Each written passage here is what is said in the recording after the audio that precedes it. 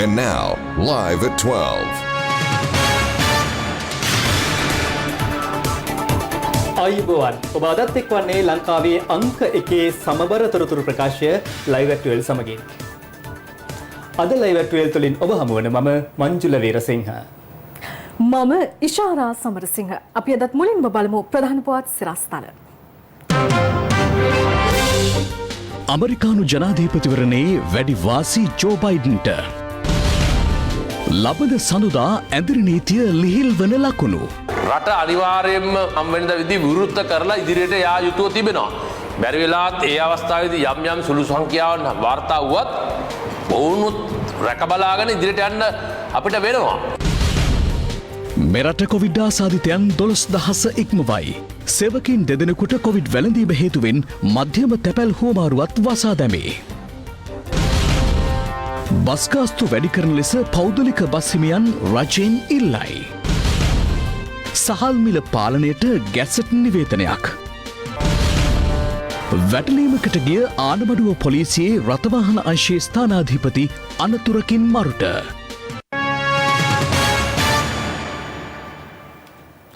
ඉතා තියුණු මුහුණුවරක් ගෙන ඇති ඇමරිකානු ජනාධිපතිවරණයේ මේ වන විට ප්‍රකාශිත නිල ඡන්ද ප්‍රතිඵලවලට අනුව ඩෙමොක්‍රැටික් අපේක්ෂක ජෝ බයිඩන් පෙරමුණගෙන සිටින බව වාර්තා වනවා.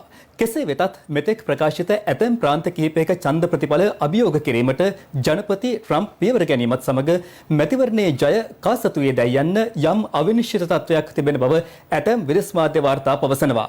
එමෙන්ම තවමත් ඡන්ද ගණන් කිරීමේ කටයුතු සම්පූර්ණයෙන් අවසන් වී නොමැති බැවින් අවසන් නිල ඡන්ද ප්‍රතිඵලය ප්‍රකාශයට පත් කිරීම තවදුරටත් පමා වනු ඇති බවද ඇමරිකානු මාධ්‍ය දැනුම් දී තිබෙනවා.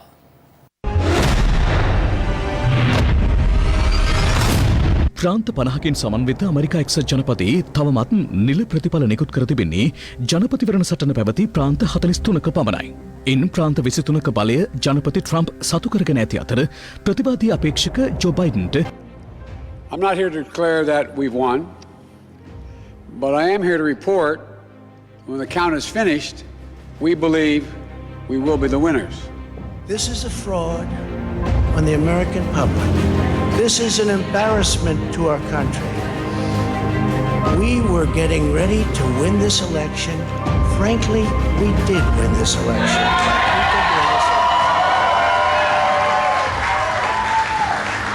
So our goal now is to ensure the integrity for the good of this nation. This is a very big one. මේ අතර මිචිගන්, විස්කොන්සින් සහ පින්සිල්වේනියා ප්‍රාන්තවල ප්‍රතිඵල පිළිගත නොහැකි බව පවසමින් මේ වන විට ඊට එරෙහිව ජනපති ට්‍රම්ප් නීතිමය පියවර ගනිමින් සිටින බව ඇමරිකානු මාධ්‍ය වාර්තා කළා. මේ අතර නිකුත්ව ඇති ප්‍රතිඵල සඳහා ප්‍රතිචාර දක්වමින් ඩෙමොක්‍රැටික් අපේක්ෂක ජෝ බයිඩන් අවධාරණය කර ඇත්තේ ජනතාවගේ පාලනයක් සහිත රජයක් බිහි කිරීමට තමන් කැපවන බවයි. යම් හේකින් 77 හැවිරිදි ජෝ බයිඩන් මෙවර ජනපතිවරණයෙන් ජය ලැබුවහොත් ඔහු ඇමරිකානු ඉතිහාසයේ ජනපති ධුරයට පත්වන වයස්ගතම ජනාධිපතිවරයා වනු ඇති.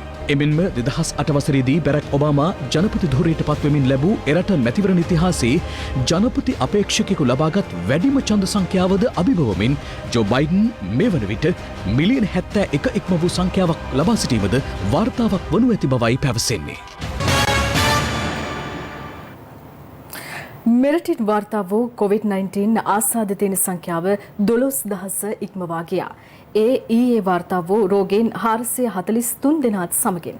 මේ අතර සක්‍රිය වී තිබූ මුල්ලේරියාව රෝහලේ PCR යන්ත්‍රය යථාවත් කර ඇති බව සෞඛ්‍ය අංශ ප්‍රකාශ කළා.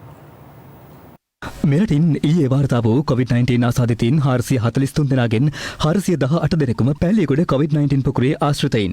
තවත් 25 දෙනෙකු නිරෝධායන මධ්‍යස්ථාන වලින් හඳුනාගත් ආසාදිතයින් බවයි රජයේ ප්‍රවෘත්ති දෙපාර්තමේන්තුව සඳහන් කළේ. ඒ අනුව මෙරටින් හඳුනාගෙන ඇති සමස්ත COVID-19 ආසාදිතයින් සංඛ්‍යාව 12187ක් දක්වා ඉහළ ගියා. ඉන් 5858 දෙනෙකු පූර්ණ සුවය ලබා රෝහල් වලින් පිටව ගොස් ඇති අතර තවත් 6305 දෙනෙකු රෝහල්ගතව ප්‍රතිකාර ලබනවා. පැලියගොඩ සහ මෙනුවන්ගොඩ පොකුරට ආශ්‍රිත සහිතව මේ වන විට රෝගීන් 8709 දෙනෙක් හඳුනාගෙන තියෙනවා. ඊයේ දවස් තුල එම පොකුරෙන් රෝගීන් 443 දෙනෙක් හඳුනාගත්තා. එයින් 149 දෙනෙක් කොළඹ මහනගර සභා සීමාව තුලදී අපි හඳුනාගත්තු රෝගීන්. ඊයේ දිනේ මෙරට තුළ PCR පරීක්ෂණ 11316ක් සිදු කර තිබෙනවා. ඒ අනුව මේ දක්වා මෙරට තුළදී සිදු කර ඇති සමස්ත PCR පරීක්ෂණ සංඛ්‍යාව 5,56,359ක්. මුල්ලේරියාව රසායනාගාරයේ සිදුවෙච්ච ඒ යන්ත්‍ර අකර්මණ්‍ය වීම නිසා සිදු වුණු යම්කිසි විදිහකින් PCR පරීක්ෂණ යම්කිසි ප්‍රමාණයක් එතන සිදු කිරීමට අපිට අපහසු වුණා. දැන් ඒ යන්ත්‍රය නැවතත් යථාවත් කර තියෙනවා. ඒ නිසා අද සිට නැවත වතාවක් PCR පරීක්ෂණ අප රට තුළ සිදු කිරීම උපරිම වේගයෙන් සහ උපරිම ධාරිතාවයකින් අපිට කරන්න දැන් හැකියාව ලැබිලා තියෙනවා. ඒ තුළින් අපි PCR පරීක්ෂණ මුළු රට පුරාම විශේෂයෙන්ම ගම්පහ සහ කොළඹ දිස්ත්‍රික්ක ඉලක්ක කරගෙන අවදානම් කණ්ඩායම් මේ පළමු පෙළේ ආශ්‍රිතයින් ඉලක්ක කරගෙන සිදු කිරීම දිගින් දිගටම අපි සිදු කරනවා. PCR පරීක්ෂණයේ ප්‍රතිඵල එන්න පැය 6ක් 8ක් විතර යනවා. නමුත් ඒ මැෂින් එක ඇතුලේ ප්‍රතිඵලවල ලබා ගැනීම ගැන තමයි මේ පැය 6ක් 8ක් කියන්නේ. මළු වල තියෙන ඒවා ලිහලා එළියට ගන්න තව පැය ගාණක් යනවා. මේ දත්ත වාර්තාවල එන්ටර් කරන්න මේ වාර්තා කියවන්න තව වෙලාවක් යනවා. ඒ හින්දා සාමාන්‍යයෙන් පැය 12කට වැඩිය කෙනෙකුගේ PCR පරීක්ෂණ එළියට යන්න ගත වෙන සාමාන්‍ය කාලය. එතකොට sannivedana කටයුතුත් ගත්තාම සාමාන්‍යයෙන් පැය 24ක් විතර යනවා PCR පරීක්ෂණ වාර්තාවක් අදාළ ආයතන වෙත නැවත ලබා දෙන්න. නමුත් අර ඇන්ටිජන් පරීක්ෂාව හෝ ඇන්ටිබොඩි පරීක්ෂාව ඒ වෙලාවෙම රෝගියාගේ රුධිරය ලබාගෙන ඒ රුධිරයෙන් කරන පරීක්ෂාව මේ ඉක්මන්. එය මගින් PCR පරීක්ෂණ සංඛ්‍යාවට වඩා රෝගීන් හඳුනා ගැනීම වැඩිපුර කරන්න අවශ්‍ය නම් ඇන්ටිබොඩි සහ ඇන්ටිජන් පරීක්ෂාව මගින් ඒ කළ හැකියි. ඒ කටයුතු පිළිබඳව සෞඛ්‍ය අමාත්‍යාංශය මේ දිනවල කටයුතු කරගෙන යනවා. කොළඹ මධ්‍යම තැපැල් හුවමාරුව අද තාවකාලිකව වසා දැමුණා. එහි සේවය කරන දෙදෙනෙකු COVID-19 ආසාදිතයින් බවට හඳුනා ගැනීමත් සමගයි. ඒ අනුව ඔවුන්ගේ ආශ්‍රිතයින් නිරෝධායනයට යොමු කිරීම සඳහා අවශ්‍ය පියවර ගෙන තිබෙනවා. ඊයේ දවසේ වෙනතුරු අපිට මධ්‍ය තැපැල් හුවමාරුවත් ගැටලුවකින් තොරව ඉතාමත්ම අඩු සේවක සංඛ්‍යාවක් තුලින් අභ්‍යන්තර කටයුතු කරගෙන ගියා. අපි නමුත් අවාසනාවන්ත විදිහට අපට අපේ මධ්‍ය තැපැල් හුවමාරුවෙන් රෝගීන් දෙදෙනෙකු හමුවීමත් සමග අද දින සිට අපි තීරණය කළා නැවත දැනුම් දෙන තුරු මධ්‍ය තැපැල් හුවමාරුවේ සියලුම කටයුතු අත්හිටුවීමට. විශේෂයෙන්ම අපි විදේශ තැපැලත් මේ අවස්ථාවේ වනතුරුම විදේශ තැපැල් බාර ගැනීම හා බෙදා හැරීම කටයුතු කළා. නමුත් මේ තත්ත්වය තුළ තවදුරටත් ඒ කටයුතු කරගෙන යාමේ නොහැකියාවක් තියෙනවා. සේවකයන්ගේ ආරක්ෂාව සහ මේ රෝගය පැතිර යාමේ වැළැක්වීම සඳහා මේ සියලු කටයුතු අත්හිටුවීමට අපට සිදු වුණා. කෙසේ වෙතත් අපි මේ වෙන විට මහජන සේවාවක් විදිහට ගාස්තු අය කිරීමකින් තොරව රෝහල් වල ලියාපදිංචි සායනික රෝගීන්ගේ බෙහෙත් ද්‍රව්‍ය බෙදා හැරීමේ කටයුතු වලට කිසිදු බාධාවක් නොවන විදිහට ඒ කටයුතු සැලසුම් කරලා තියෙනවා. නානුවය දුම්රිය ඉංජිනේරු කාර්යාලයද තාවකාලිකව වසා දැමුණේ එහි ඉංජිනේරුවරයෙකුගේ බිරිඳකට COVID-19 ආසාදනය වීම හේතුවෙන්. ඒ අනුව ඔවුන්ගේ ආශ්‍රිතයින් 43 දෙනෙකු නිල නිවාස තුළම ගෘහස්ත නිරෝධායනයට යොමු කෙරුණා. හැටන් දුමුරුගිරිය ප්‍රදේශයේ කාන්තාවකටද COVID-19 ආසාදනය වී තිබෙනවා. ඇය මීට පෙර COVID-19 ආසාදනය වූ හැටන් මහජන වෙළඳපොලේ වෙළඳාම් කළ අයෙකුගේ ආශ්‍රිතයෙකු බවයි සෞඛ්‍ය අංශය පැවසුවේ. එම කාන්තාවගේ සමීප ආශ්‍රිතයින් ගෘහස්ත නිරෝධායනයට යොමු කර තිබෙනවා. ඇගේ සැමියා ගිය බවට සඳහන් නගරයේ සුපිරි වෙළඳසැලක් ඇතුළු වෙළඳසැල් 5ක් තාවකාලිකව වසා දමා ඇති අතර එම වෙළඳසැල්වල සේවකින් සහ පවුලේ සමාජිකින්ද ගෘහස්ත නිරෝධායනයට යොමු කෙරුණා. කරන්දෙනිය ප්‍රදේශයේ ගෘහස්ත නිරෝධායනයට ලක්වමින් සිටි පිරිසකට රජය මගින් ලබා දෙන වියලි ආහාර සහනාධාර ලබා දීම ඊයේ සිදු කෙරුණා. මේ අතර නිරෝධායනය වෙමින් සිටි පුද්ගලයෙකු තවදුරටත් තමන්ට නිරෝධායනය විය නොහැකි බවට ප්‍රකාශ කරමින් විරෝධය පළ කළා. මට නම් ඉන්න බෑ. මට පන්නේ මං ඇවිදිනවා. මට දඩුවම් කරක් කමන්නේ. මං බයිනේ දඩුවම් වලට මං ඇවිදිනවා. මම ඇවිදිනවා මහත්තයා මට ඉන්න බෑ. ඔයාට අවශ්‍ය දේවල් ටික ලැබිලා තියෙනවා. හරි. හරිද කන්න බොන දේවල් ටික තව දවස් කීපයක් ඉවසන්න.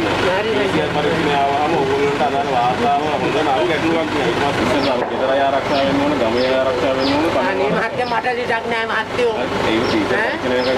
ඒක දැන් දවස් 7ක් වෙනවා අදට. ඔයාට උපදේශ කඩ කරෝතින් අපිට මෙහෙමයි මේ හොඳ වගේ මට ඕන දඩුවම් මම මට කමන්න. හංවැල්ල වගවත්ත ප්‍රදේශයේ මාළු වෙළඳුන්ගෙන් COVID-19 ආසාදිතින් තිදෙනෙකු හමුවීමත් සමග ඔවුන්ගේ ආශ්‍රිතයින් 138 දෙනෙකු ඊයේ PCR පරීක්ෂණවලට ලක් කෙරුණා. මීට දින කිහිපයකට පෙර හොරණ ප්‍රදේශයේ ඇඟලුම් කර්මාන්ත ශාලාවකින් COVID-19 රෝගීන් හඳුනා ගැනුණා. ඒ අනුව මේ වන විට එම කර්මාන්ත ශාලාවෙන් රෝගීන් 58 දෙනෙකු හඳුනාගෙන ඇති අතර එම කර්මාන්ත ශාලාව තාවකාලිකව වසා දමා තිබෙනවා. මේ අතර කොළඹ දිස්ත්‍රික්කයේ නිරෝධායනයට ලක්වමින් සිටින පවුල් සඳහා සහන මළු ලබා දීමේ වැඩපිළිවෙල අද ආරම්භ වනවා. කොළඹ දිස්ත්‍රික්කය තුළ මේ වෙනකොට කොවිඩ් ආසාදිතයින් 2000කට වඩා ප්‍රමාණයක් වාර්තා වෙන බව අපිට සෞඛ්‍ය බලධාරීන් විසින් වාර්තා කරලා තිනවා. ඒ වගේම නිරෝධායන කර ඇති පවුල් සංඛ්‍යාව මේ වෙනකොට 5800කට වඩා ප්‍රමාණයක් නිරෝධනය කරලා තිනවා. ඒ අනුව පවුල් වල සමාජික සංඛ්‍යාවක් වශයෙන් ගත්තොත් 20000කට අධික සංඛ්‍යාවක් මේ නිරෝධායන වන පවුල් සඳහා අවශ්‍ය වන ඔවුන්ට සති දෙකකට ප්‍රමාණවත් ආහාර ලබා දීම සඳහා මේ වෙනකොට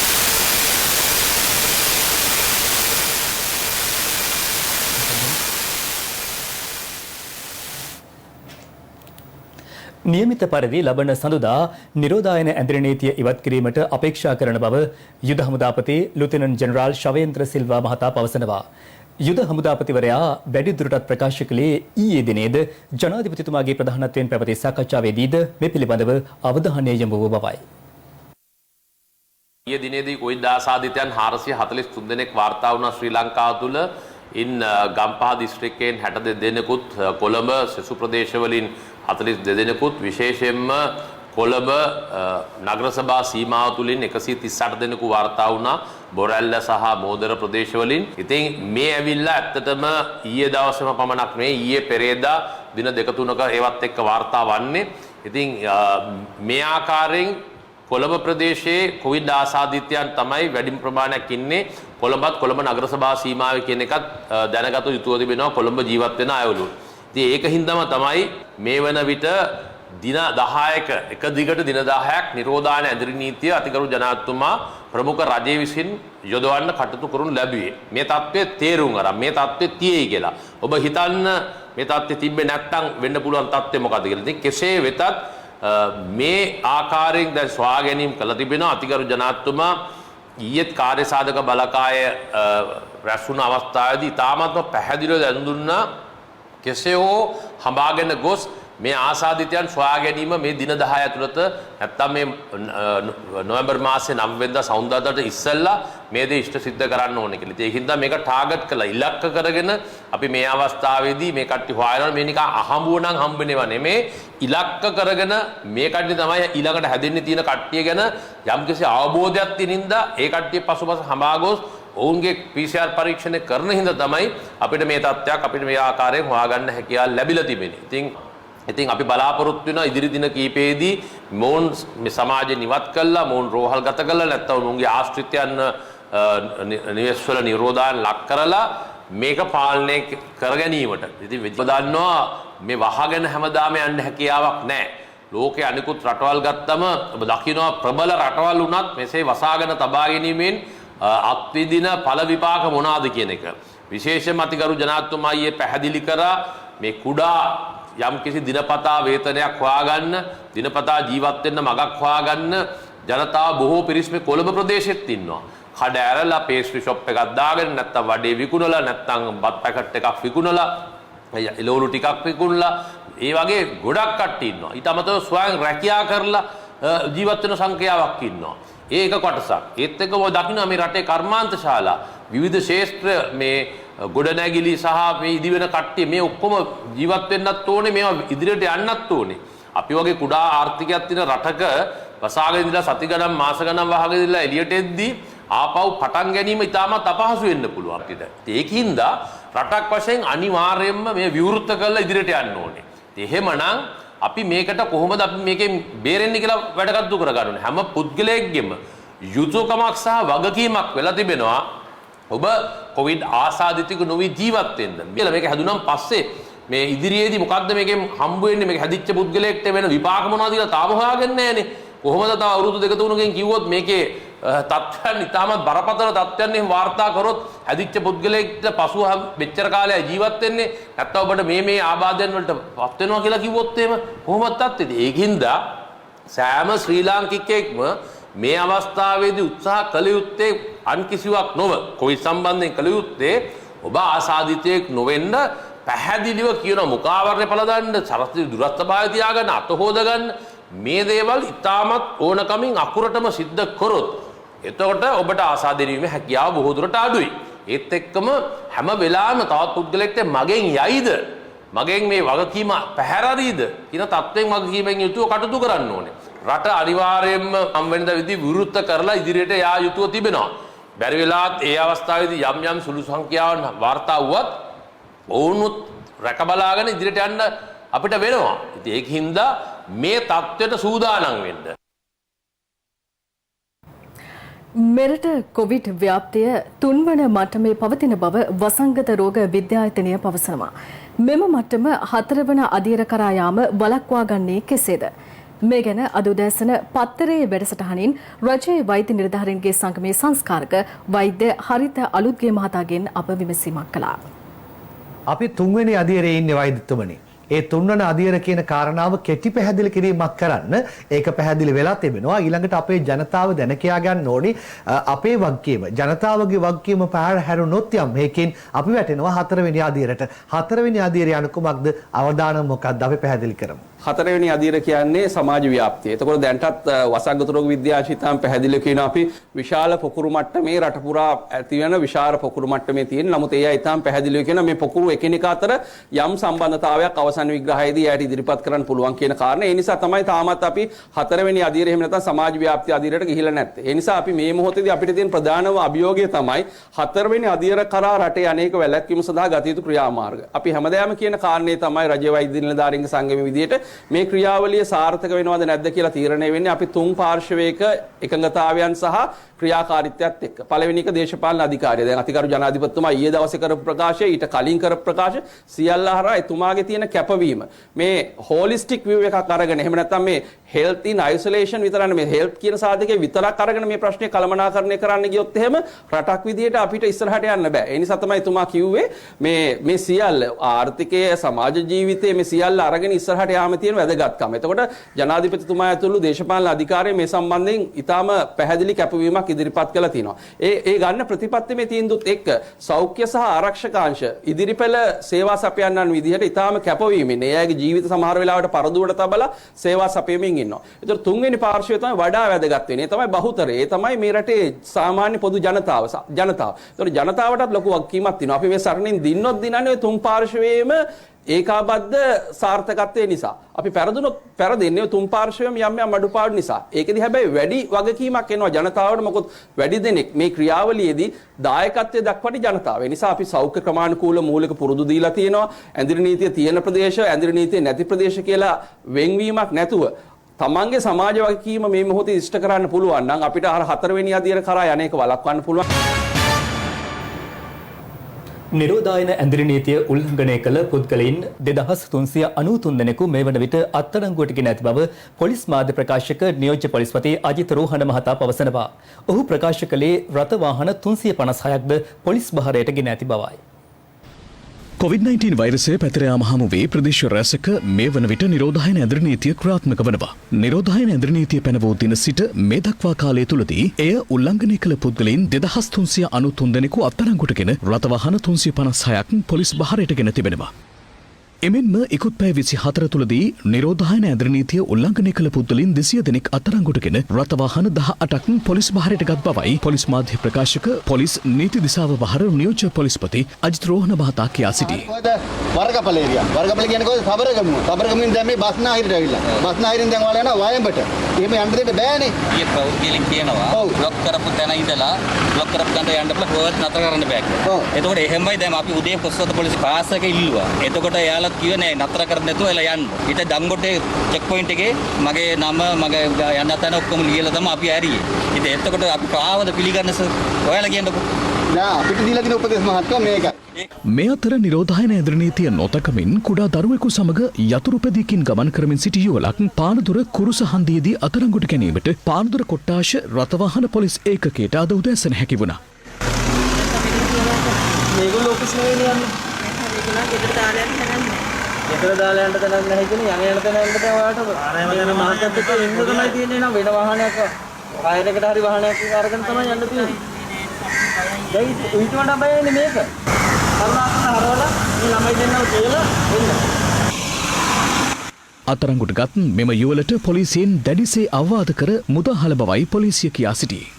මේ අතර නිරෝධායන ඇඳරි නීතිය බලපැවැත්වෙන ජයල සුදුවැල්ල ප්‍රදේශයේ එම නීතිය උල්ලංඝනය කළ පුද්ගලයින් 8 දෙනෙකු අත්අඩංගුවටගත් බව ජයල පොලිසිය පැවසුවා. නිරෝධායන ඇඳරි නීතිය උල්ලංඝනය කරමින් සුදුවැල්ල ප්‍රදේශයේ නිවසක සූදු ක්‍රීඩාවේ නිරතව මත්පැන් සාදයක් පවත්වමින් සිටි පිරිසක් මෙලෙස අත්අඩංගුවට ගනු ලැබුවා. මෙම පිරිස අද දින වැලිසර මහේස්ත්‍රාත් අධිකරණයට ඉදිරිපත් කිරීමට පියවර ගන්නා බවයි පොලිසිය කියා සිටියේ. COVID-19 වෛරසය පැතිරීම හමුවේ එම අවදානම නොතකමින් හිඟුරක්ගොඩ බුද්ධයාය දංවැල් මංකඩ ප්‍රදේශයේ සත්ව ගොවිපලක් තුළ නීති විරෝධී මත්පැන් ජාවාරමක් පවත්වාගෙන ගිය පුද්ගලයෙකු අත්අඩංගුවට ගැනීමට හිඟුරක්ගොඩ පොලිසියට හැකි වුණා. එම ස්ථානයේ තිබූ නීති විරෝධී මත්පැන් විනාශ කර දැමීමට පොලිසිය පියවරගත් අතර සත්ව ගොවිපලේ හිමිකරු අත්අඩංගුවට ගනු ලැබුවා. පොලිස් මාධ්‍ය ප්‍රකාශක නියෝජ්‍ය පොලිස්පති අජිත් රෝහණ මහතා ප්‍රකාශ කළේ නිරෝධායන ඇඳරි නීතිය හමුවේ අත්‍යවශ්‍ය සේවාවන් සඳහා නිකුත් කරන ඇඳරි නීති බලපත්‍රය අවභාවිත නොකරන ලෙසයි. එවැනි පුද්ගලයන්ට එරෙහිව දැඩිව නීතිය ක්‍රියාත්මක කිරීමටද පියවර ගන්නා බව ඔහු පැවසුවා. සේවයට වාර්තා කිරීම සම්බන්ධව මුලින්ම ආයතන 84ක් ඊට පසු 102ක් ඊට පසු 106ක් ලෙස සඳහන් වුණා. නමුත් ඊයේ නිකුත් කළ චක්‍රලේඛනය අනුව රාජ්‍ය නොවන ආයතන ව්‍යවස්ථාපිත මණ්ඩල සංස්ථා මාධ්‍ය ඇතුළු ආයතන 112කට මේ අවස්ථාව ලබා දී තිබෙනවා. සෑම විටම තමාගේ රාජකාරී හැඳුනුම්පත භාවිතා කරන්නට. මීට අමතරව පුද්ගලික ආරක්ෂක සේවාවලටත් තමාගේ රාජකාරී හැඳුනුම්පත භාවිතා කරන්න පුළුවන් ප්‍රයිවට් සිකියුරිටි සර්විසස් සඳහා. ඒ වගේම බස්නාහිර පළාත් තුළ සත්ව නිෂ්පාදන, බිත්තර, මස් ආදී ප්‍රවාහනය කිරීමට බලපත්‍ර අවශ්‍ය වන්නේ නැහැ. බස්නාහිර පළාත් තුළ නිෂ්පාදනය වන ද්‍රව්‍ය ඒ ආකාරයට බෙදා හැරීමට හැකියාවක් තිබෙනවා. දීවර අස්වැන්න ප්‍රවාහනය කිරීම සඳහා ගබඩා කිරීමට රැගෙන යාමට බලපත්‍ර අවශ්‍ය වන්නේ නැහැ. ඒ වගේම ආර්ථික මධ්‍යස්ථානවල සිට බස්නාහිර පළාතට පැමිණෙන වාහන එම අදාළ ආර්ථික මධ්‍යස්ථානයේ කළමනාකරුවෙකුගේ ලිපියක් සහිතව පැමිණෙනවා නම් ඒ අයටත් බලපත්‍ර ලබා ගැනීමට අවශ්‍ය වන්නේ නැහැ. විවාහ මංගල උත්සව පැවැත්වීම, ඒ වගේම අනිකුත් උත්සව පැවැත්වීම සපුරා තහනම් වෙනවා. එවැනි කිසිම කටයුත්තක් සිදු කිරීමට හැකියාවක් නැහැ. ඒ වගේම ඇඳිරි නීතිය තිබුණත් ඇඳිරි නීතිය නොතිබුණත් අනිකුත් ප්‍රදේශවල සියලුම දෙනා සංචාරණය හැකිතාක් දුරට සීමා කරන්න, ඒ වගේම අනවශ්‍ය උත්සව පැවැත්වීමෙන් වළකින්න, එකිනෙකා එකට රැස්වීම, විශාල වශයෙන් රැස්වන කටයුතු වලින් වැළකී යුතුයි, ක්‍රීඩා කටයුතු වලින් වැළකී යුතුයි, සෑම විටම දුරස්ථභාවයේ තබා ගනිමින් ක්‍රියා කිරීමට කටයුතු කළ යුතුයි. Safeguard hand sanitizer නවතම නිෂ්පාදන පෙළ නිරෝගීමත් දිවයකට. විරාමයෙන් අනතුරුව තවත් දේශීය පුවත් කිහිපයක්. සහල් නිෂ්පාදකින්ට සහ මෝල් හිමියන්ට සහල් සඳහා උපරිම විකුණුම් මිලක් නියම කර තිබෙනවා. ඒ අනුව නිකුත් කරනු ගැසට් නිවේදනයට අනුව ඊයේ මධ්‍යම රාත්‍රියේ සිට මෙය ක්‍රියාත්මකයි. පාරිභෝගික අධිකාරිය නිකුත් කළ අතිවිශේෂ ගැසට් නිවේදනයේ දැක්වෙන්නේ සූදුරු සම්බා හැර සියලු සම්බා සහල් කිලෝග්‍රෑමයක් රුපියල් 94ක උපරිම මිලකට අලෙවි කළ යුතු බවයි. තම්බන ලද සහ කැකුළු සුදු හා රතු සම්බා සහල් කිලෝග්‍රෑම් එකක් සඳහා රුපියල් 94ක උපරිම මිලක් අදාළ ගැසට් නිවේදනයෙන් නියම කර තිබෙනවා. එමෙන්ම තම්බන ලද සුදු සහ රතු නාඩු සහල් කිලෝග්‍රෑම් එකක් සඳහා උපරිම මිල වන්නේ රුපියල් 92ක්. මීට අමතරව සුදු සහ රතු කැකුළු සහල් කිලෝග්‍රෑම් එකක් සඳහා රුපියල් 89ක උපරිම මිලක් නියම කර ඇති බව අදාළ ගැසට් නිවේදනයේ දැක්වෙනවා. 2003 අංක 9 දරන පාරිභෝගික කටයුතු පිළිබඳ අධිකාරී පනතේ 25 වගන්තිය යටතේ කිසිම නිෂ්පාදකයෙකු මෝල් හිමියෙකු ඉහත දක්වන ලද සහල් වර්ග එහි දක්වා ඇති උපරිම මිලට වඩා වැඩියෙන් වෙළඳාම් කිරීම සඳහා ඉදිරිපත් කිරීම හෝ වෙළඳාම් කිරීම සඳහා ප්‍රදර්ශනය කිරීම නොකළ යුතු බවට එම ගැසට් නිවේදනයෙන් පාරිභෝගික අධිකාරිය වැඩිදුරටත් නිවේදනය කර තිබෙනවා. මේ අතර සහල් මිල පාලනය සම්බන්ධයෙන් පිටකොටුවේ තොග වෙළඳුන් සහ පාරිභෝගිකයින් මෙලෙස අදහස් පළ කළා. බඩු තියෙනවා, පාදෙන් විකුණන්න පුළුවන් බඩු විකුණනවා. එහෙම බෑ කියලා කියන මිනිස්සු එකෙන් බඩු පටවනවා. ඒ කියන්නේ මෝල් කාරයෝ දෙන්නේ නැද්ද? දෙන්නේ නැහැ. විකුණන්න දෙන්න බෑ කියලා කියනවා. අපි ඕඩර් කරලා තියෙනවා. ආල එවන්ට කියලා අඩු ගන්නට ඒ අඩු ගන්නට ආවොත් අපි දෙන්න පුළුවන්. නාඩු 92යි සම්බ 94ට දෙන්න කියලා. ඔව්. එතන අලුත් එක දෙන්න පුළුවන්. දැන් පාලන මිලක් දාලා තියෙනවා මාත්‍යා. තොග මිල ඒ ගන්න දෙන්න පොඩ්ඩක් අමාරුයි. බුදුආලත් ඒකම ඔක්කොම ගණන් වැඩි පාලන මිල වැඩි තමයි තියෙන්නේ. ආලත් ඒ ගන්න තමයි. බස් ගාස්තුව තාවකාලිකව 50%කින් ඉහළ දමා රුපියල් 12ට පවතින අවම ගාස්තුව රුපියල් 20 දක්වා වැඩි කරනු ලෙස ලංකා පෞද්ගලික බස් රථ හිමියන්ගේ සංගමය ඉල්ලා සිටිනවා. එම සංගමේ සභාපති ගැමුණු විජේරත්න මහතා අද මේ බව සඳහන් කළේ පත්තරේ වැඩසටහන සමග එක්වෙමින්. COVID-19 වසංගත තත්ත්වය හේතුවෙන් සාමාන්‍ය සේවා බස් ගාස්තුව తాවකාලිකව 50%කින් ඉහළ දමා රුපියල් 12ට පවතින අවම ගාස්තුව රුපියල් 20 දක්වා ඉහළ දමන ලෙස ජාතික ගමනාගමන කොමිෂන් සභාවට යෝජනා කළ බව ලංකා පෞද්ගලික බස් රථ හිමියන්ගේ සංගමය සඳහන් කරනවා. COVID-19 වසංගත තත්ත්වයෙන් බස් මගින් ආරක්ෂා කර ගැනීමට සහ බස් කර්මාන්තය රැක ගැනීම වෙනුවෙන් මෙම යෝජනා ඇතුළත් යෝජනාවලිය ඊයේ ජාතික ගමනාගමන කොමිසමට බහර දුන් බව එම සංගමය පැවසුවා. මේ සම්බන්ධයෙන් අද උදෑසන පත්තරයේ වැඩසටහන සමග එක්වෙමින් ලංකා පෞද්ගලික බස් රථ හිමියන්ගේ සංගමේ සභාපතිවරයා මෙලෙස අදහස් පළ කළා. විශේෂයෙන්ම දැන් අපිට මේකේ ලාභයක් නෙමෙයි පැහැදිලිව කියන්න ඕන මගීන්ව ආරක්ෂා කරන්න ක්‍රමවේදයක් තමයි අපි යෝජනා කරේ. මොකද එක ආසනයකට එක්කෙනා ගානේ. බස් රථයේ ආසන 50ක් තියෙනවා නම් අපේ බස් රථයේ මගීන් ගෙනියන්නේ 25 දෙනයි. එතකොට මගීන්වත් ආරක්ෂා කරගන්න ඕන කර්මාන්තය රැක ගන්න ඕන. ඒකට අඩුම විසඳුම තමයි නැත්නම් දැන් වෙන රට බලලා මේ වගේ උදුරක් තියෙනකොට සාමාන්‍යයෙන් ඉන්ධන සහන ආධාරයක් ලබා දෙනවා. ඒ පාඩුව පියව ගන්න. නැත්නම් ඒ ගාස්තුව හෝ රජයේ පාර්ශවයෙන් අඳුර පැත්තෙන් වාහන බලධාරීන් එක්ක ඒ ගැන කතා කළේ නැද්ද ඔබතුමන්ලා? කොවිඩ් පළවෙනි රැල්ල ආපු වෙලාවේ අපි මේ යෝජනාව ඉදිරිපත් කළා. නමුත් ඒ වෙලාවේදී එය සම්බන්ධයෙන් පැහැදිලිවම කතාවක් කරේ නැහැ. එක්ක කිව්වේ ආසනයේ ළඟ වාඩි වෙලා යන්න යෝජනාවක් තමයි ප්‍රමාණ. මොකද මම කිසිසේත් කැමති නැහැ ආසනයේ ළඟ වාඩි වෙලා මගින් ගෙනියනවට. මොකද එතකොට මේ තියෙන වෛරසය තව තව බෝවීමේ අවදානම වැඩි වෙනවා. අපේ වගකීමක් තියෙනවා කර්මාන්තය ආරක්ෂා කරගෙනත් මගී රටේ මගී ජනතාව ආරක්ෂා කරගෙනත් මේ කර්මාන්තය පවත්වාගෙන යන්න. මොකද පැහැදිලිවම කියන්න ඕන මගීන් බයයි පස්සට බල යන්න. මොකද ළඟ වාඩි වෙලා යනකොට අනිවාර්යෙන් මේක බෝවෙන නිසා. ඉතින් ඕක තමයි අපි පැහැදිලිව කියන්නේ මේක මේ බස් ගාස්තු ලොකු වැඩිවීමක් නෙවෙයි. දැනට ක්‍රියාත්මක වන ආදර්ශ භෝගී බස් ගාස්තුව තමයි අපි මේ ක්‍රියාත්මක කරන්න කියලා ඉල්ලන්නේ. නීති විරෝධී ලෙස ගවයින් රැගෙන යාමේ ජාවාරමක් වැටලීමට ගිය ආනමඩුව පොලිසියේ රථවාහන අංශයේ ස්ථානාධිපතිවරයා රිය අනතුරකින් ජීවිතක්ෂයට පත්ව තිබෙනවා. ඔහු මෙම අවාසනාවන්ත ඉරණමට මුහුණ දී ඇත්තේ ජාවාරම්කරුවන් ලුහු බැඳ යන අවස්ථාවේ සිදු වූ රිය අනතුරකින්.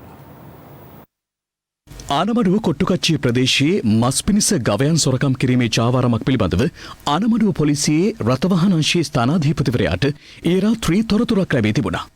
ඒ අනුව රථවාහන අංශයේ ස්ථානාධිපතිවරයා සිය පෞද්ගලික මෝටර රථයෙන් තවත් පොලිස් නිලධාරියෙක් සමග අදාළ සොරකම සිදු වූ බව කියන ස්ථානයට ගොස් තිබෙනවා.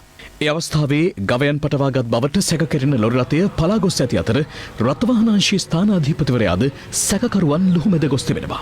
එහිදී සැකකරුවන් ආනමඩුව නගරයේදී එක් වරම ලොරි රථය ඔරලෝසු කනුව මංසන්ධියෙන් හරවා ඇති අතර ඒ පසුපසින් වේගින් පැමිණි රථවාහන අංශයේ ස්ථානාධිපතිවරයා පැද වූ මෝටර රථයද එක් වරම එම ස්ථානයෙන් හැරවීමට උත්සාහ දරා තිබුණා. එහිදී වේගය පාලනය කරගත නොහැකි වූ මෝටර රථය ඔරලෝසු කණුවේ ගැටී අනතුර සිදු වී තිබුණා. අනතුරින් බරපතල තුවාල ලැබූ ආනමඩුව පොලිසියේ රථවාහන අංශයේ ස්ථානාධිපතිවරයා ආනමඩුව රෝහලට ඇතුළත් කරන අවස්ථාවේදී මරණයට පත්ව තිබෙනවා. මෙසේ ජීවිතක්ෂයට පත්ව ඇති රථවාහන අංශයේ ස්ථානාධිපතිවරයා නිකවරටිය ඉහළගම ප්‍රදේශයේ පදිංචිව සිටි විවාහක පුද්ගලයෙක්. ඔහුගේ දේහය අද පුත්තලම මූලික රෝහල වෙත රැගෙන ඒමින් අනතුරුව පශ්චාත් මරණ පරීක්ෂණය සිදු කිරීමට නියමිත බව අප වාර්තාකරු පැවසුවා. අනතුරු සිදුවන අවස්ථාවේ රථවාහන අංශයේ ස්ථානාධිපතිවරයා සමග වැටලීමට ගිය අනෙක් පොලිස් නිලධාරියාද තුවාල ලබා ආනමඩුව රෝහලට ඇතුළත් කෙරුණා. යලිත් කෙටි විරාමයක් ලබා ගැනීමටයි මේ සූදානම. දැන් තවත් දේශීය පුවත් කිහිපයක්. ස්වර්ණ සත්කාර හරහා අප දියත් කරන මනු සත්කාර මෙහෙවරේ තවත් අදියරක් අද ක්‍රියාත්මක කෙරුණා. මෙරට COVID-19 වසංගතය වෙනුවෙන් දිවාරෑ කැපවී වෙහෙසෙන අපේ සුව විරුවන් වෙනුවෙන් දිවත් කළ ඒ මනුදම් මෙහෙවරට අප සමග ඇතන්ස් ජාත්‍යන්තර අධ්‍යාපන ආයතනය අත්වැල් බැඳගත්තා. ඒ මහඟු මෙහෙවරේ දෙවන අදියර ලෙස කැලණිය කොට්ටාසේ පොලිස් ස්ථාන 12කට සෞඛ්‍ය ආරක්ෂිත ඇඳුම් කට්ටල ඇතුළු අත්‍යවශ්‍ය උපකරණ ලබා දීමට පියවර ගත්තා.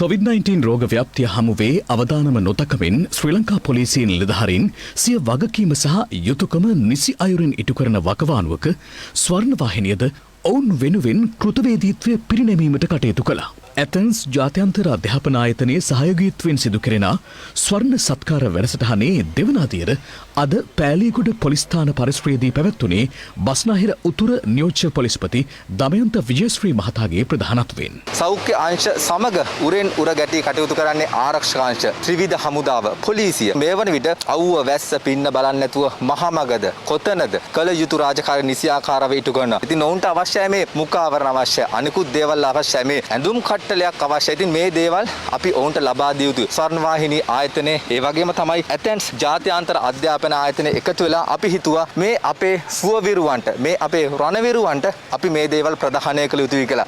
මේ ආරක්ෂිත ඇඳුම් කට්ටලයක්. ඉතින් මේ දේවල් ප්‍රදානය කරන්න ස්වර්ණවාහිනිය ස්වර්ණ සත්කාරක වැඩසටහන යටතේ අප තීරණය කරා. එහි එක් අධියරක් විදිහට තමයි මේ කැලණිය කොට්ටාශයේ පොලිස් ස්ථාන වෙත මේ ප්‍රදානය කිරීමේ කටයුතු සිදු කරන්නේ දමයන්ත විජයශ්‍රී මහතා, බස්නාහිර උතුර නියෝජ්‍ය පොලිස්පතිතුමන්. ඒ වගේම තමයි අපිත් එක්ක ඉන්නවා කැලණිය කොට්ටාශ භාර පොලිස් අධිකාරීතුමන් රොෂාන් ඩෑස් මහතා. ඒ වගේම තමයි අපි සිහිපත් කරන්න ඕන අපිත් එක්ක මේ කටයුත්ත සමග ස්වර්ණවාහිනිය සමග අත්වැල් බැඳගත්ත ඇතැන්ස් ජාත්‍යන්තර අධ්‍යාපන ආයතනයේ සභාපතිතුමන්, කළමනාකර අධ්‍යක්ෂතුමන්, සහන් අකලංක මහතා. ඉතින් ඔබ සියලු දෙනාට ආරාධනා කරනවා සංකේතාත්මකව මේ කැලණිය කොට්ටාශයේ පොලිස් නිලධාරීන් හට සංකේතාත්මකව මේ දේවල් ප්‍රදානය කරන ලෙස.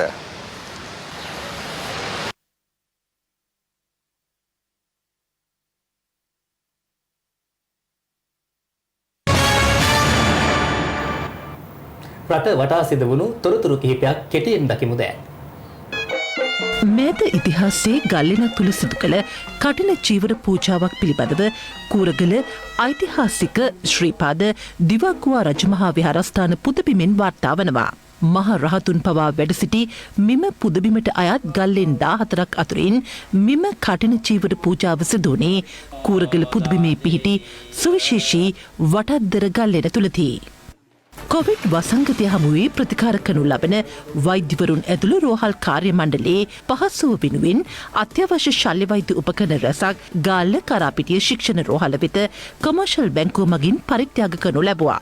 කොමර්ෂල් බැංකුවේ විධායක නිලධාරී සංගමය මගින් ඔවුන්ගේ දිනක වැටුප පරිත්‍යාග කරමින් සංවිධානය කළ මෙම සත්කාරය කරාපිටිය ශික්ෂණ රෝහලේ නියෝජ්‍ය අධ්‍යක්ෂකා වෛද්‍ය හර්ෂණී උබේසේකර මහත්මිය වෙත පිළිගන්වනු ලැබුවා. ඌව පර්ණගම ප්‍රදේශයේ නිවාස බිඳ භාණ්ඩ හා මුදල් සොරකම් කළ පුද්ගලයෙකු පොලිස් අත්අඩංගුවට ගෙන තිබෙනවා. 20 හැවිරිදි මෙම සැකකරු විසින් සොරකම් කරන ලද මුදල්, වතුර මෝටර්, රන් ආභරණ, පිත්තල භාණ්ඩ ඇතුළු භාණ්ඩ රැසක්ද සොයා ගැනීමට හැකි වී ඇති අතර මේ පිළිබඳව වැඩිදුර පරීක්ෂණ ඌව පර්ණගම පොලිසිය මගින් සිදු කරනු ලබනවා.